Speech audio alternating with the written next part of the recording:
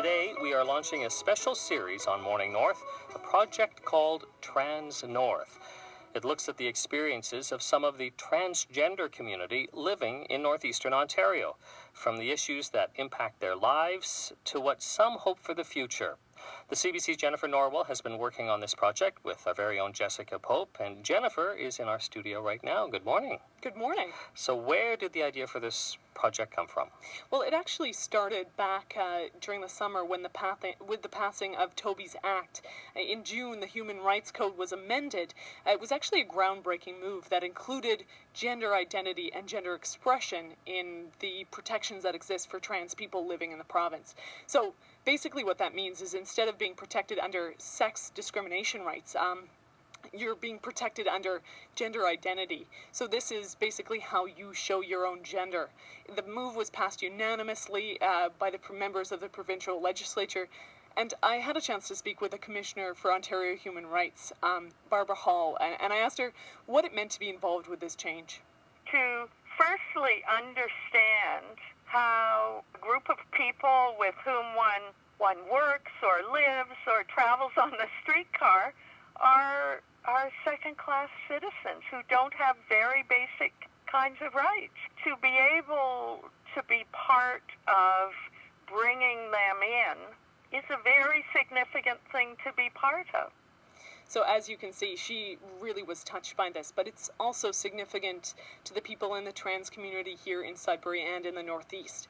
In covering the story, I had a chance to talk with a number of people, both in and associated to the trans community.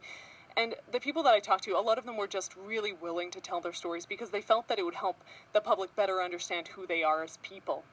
Jennifer, how many transgender people do we have in Sudbury or northeastern Ontario? Well, actually, Marcus, the numbers are a bit foggy, unfortunately. Not everyone who is trans is willing to talk openly about it. There's, for some, fear of what their families might think, losing their jobs, facing the stigma that comes along with it. But one of the ways that we have been able to get a clearer picture of what it means to be trans in Ontario is through a project called TransPulse. It's a long, fairly comprehensive health survey. It looks at 433 trans people in Ontario. Started several years ago, and it's actually the only survey of its kind in the country at the moment. Greta Bauer, she's an epidemiologist and one of the researchers behind TransPulse, and here's sort of her sense of the size of the trans population in Ontario. When I look for a best estimate for a count, I look to the only survey anywhere that I know of at this point that has included a question on whether people were trans and defined that within a broad population-based survey. That actually comes from Massachusetts. And they found, surprisingly to a lot of people, that half of the adults in Massachusetts said, yes, this does describe them as transgender. And so if we take those numbers and we apply them to Ontario, which is a bit of a reach, but it's the best estimate that we have, then we would find that we have about 53,500 trans adults in Ontario. Pretty amazing numbers when you think about it like that.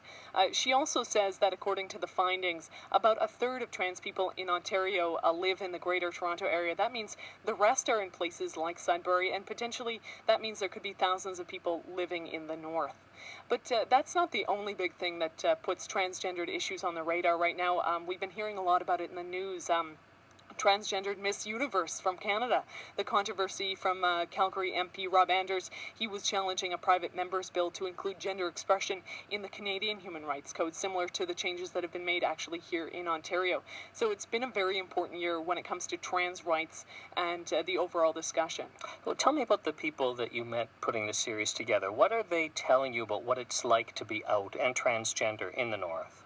Well, it's mixed. Of course, you get some people who had a very positive experience, other people not so much. But one of the things that surprised me was how generally positive people were about living in the North. Sometimes you get that sense that the North is stereotypically conservative, and some people do experience that, and we will hear about that. But one of the trans women that I spoke with, she mentioned that she actually felt there was less judgment here in the North than in Toronto because people in the North just have less exposure to the trans community and therefore are less jaded, more willing to hear. Another trans man that I spoke with, he said that many of the people in his life had been supportive, including his daughter, who was actually one of his biggest proponents.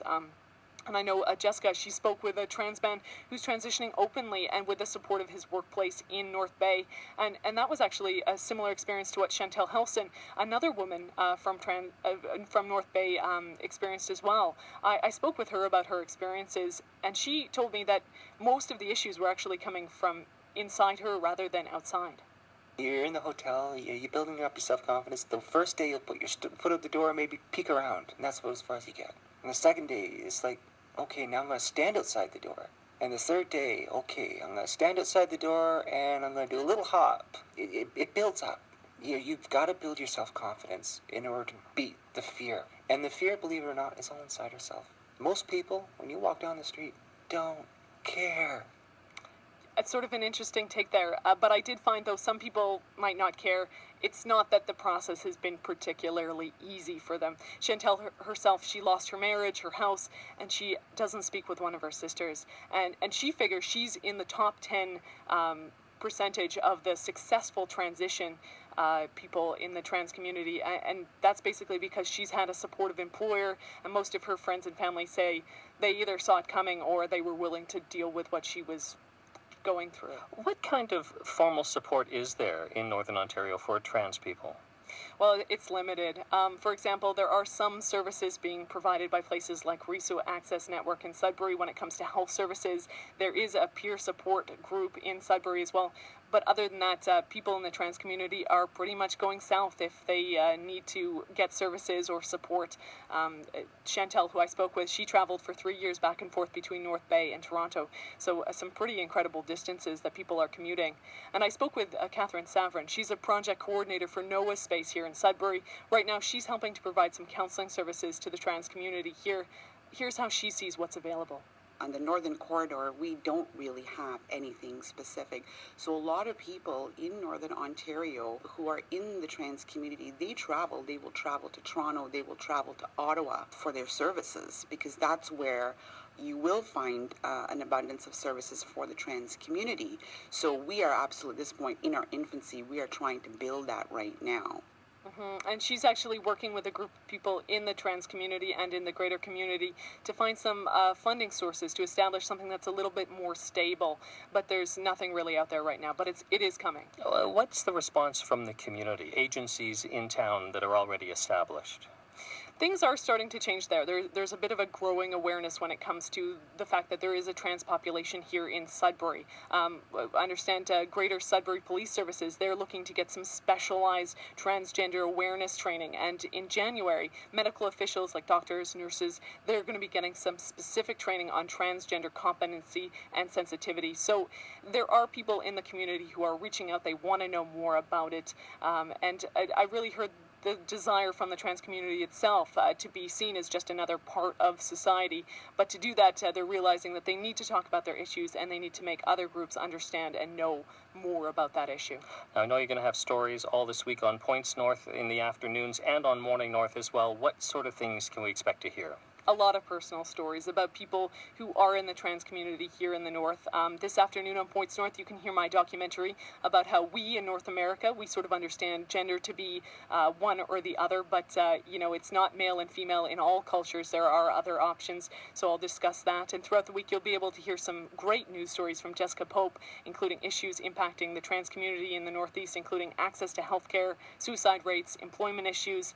And one of the other things that you can look forward to hearing is a session we're calling Trans Tunes. It's music from the transgendered community across Canada and in the North. So a lot of great things. Really, there was so much to talk about that we could have talked for weeks and weeks and weeks on this. So it's just the beginning of a greater conversation that we hope to hear more from as things progress. All right, Jennifer, thanks so much. Thank you. That's Jennifer Norwell. You can hear more in our week-long series, Trans North, this afternoon on Points North between 4 and 6. In fact, all this week on both Points North and on Morning North.